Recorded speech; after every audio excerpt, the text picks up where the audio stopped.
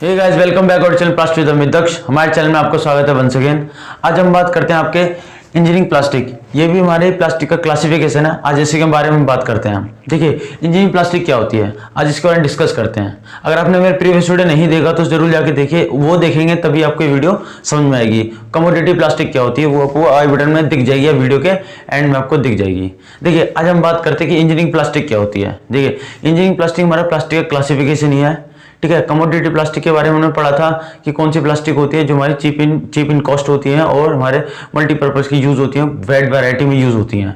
But आज हम बात करते हैं इंजीनियरिंग प्लास्टिक क्या होती है। देखिए, इंजीनियरिंग प्लास्टिक हमारी सिमिलर प्लास्टिक की तरह, कमोडिटी प्लास्टिक की तरह ही होती है। बट इसमें हम क्या करते हैं, इसमें जो हमारी प्लास्टिक की जो रॉ मटेरियल की कॉस्ट होती है वो हमारे कमोडिटी प्लास्टिक की रॉ मटेरियल से थोड़ी सी ज़्यादा होती है। यानी कि ये प्लास्टिक थोड़ी एक्सपेंसिव होती हैं, ये भी हमारे मल्टीपर्पज़ के लिए काम आती हैं, बट उनसे थोड़ी सी लेस यूज़ होती हैं एज़ कम्पेयर कमोडिटी प्लास्टिक के।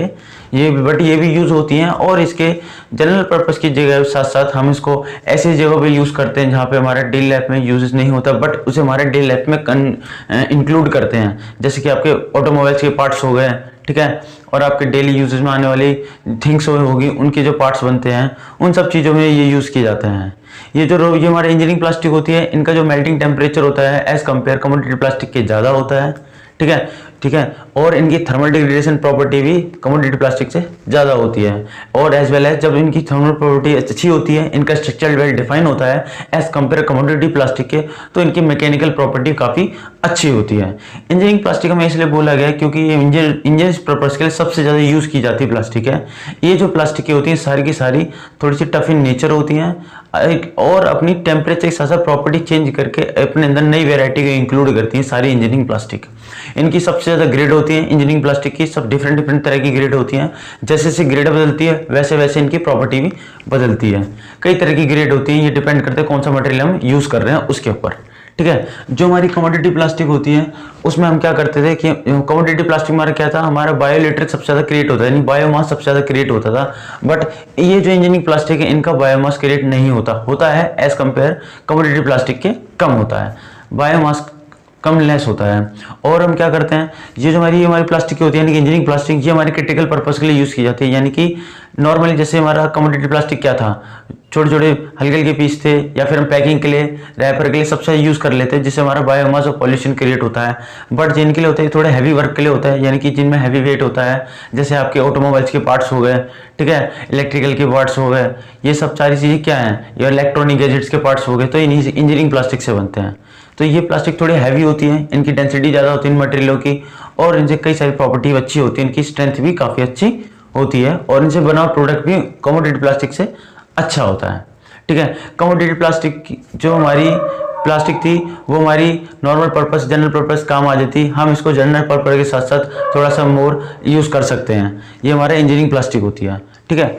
अब इंजीनियरिंग प्लास्टिक में हमारी कौन कौन सी प्लास्टिकें आती हैं, क्या क्या एग्जाम्पल्स हैं, ठीक है। इंजीनियरिंग प्लास्टिक का कोई मतलब ऐसा नहीं है कि कोई अलग इंडिविजुअल प्लास्टिक है, ये भी हमारा प्लास्टिक का क्लासिफिकेशन है, ये हमने इनके यूजेस पे किया गया है। ये सारे के सारे थर्मो प्लास्टिक का ही क्लासिफिकेशन है, हमारी जो थर्मो प्लास्टिक है उसी का ही ये पार्ट है, बट हमने इनके यूज़ के अकॉर्डिंग इनको डिस्ट्रीब्यूट कर देगी कौन सी प्लास्टिक कब और कितनी यूज़ कर है, और उसको उसकी स्टैंडर्ड पे रख दिया जाता है कि हमारी इंजीनियरिंग प्लास्टिक क्या है, हमारी कमोडिटी प्लास्टिक क्या है, ठीक है। ये इंजीनियरिंग प्लास्टिक हमारी थोड़ी सी बेटर प्लास्टिक है, एक्सपेंसिव थोड़ी होती है, इसकी प्रायोरिटी थोड़ी ज़्यादा है हमारी एक्सप्लेनेशन में, प्लास्टिक के एक्सप्लेनेशन में। तो ये प्लास्टिक अच्छी प्लास्टिक, गुड प्लास्टिक है, और ये सारी प्लास्टिक इंडस्ट्री में सबसे ज़्यादा यूज़ होने वाली है। हालांकि वो भी इंडस्ट्री में ही बनकर निकलती हैं, बट इनकी प्रायोरिटी थोड़ी ज़्यादा है क्योंकि इनकी जो प्रॉपर्टी है अच्छी होती है काफ़ी।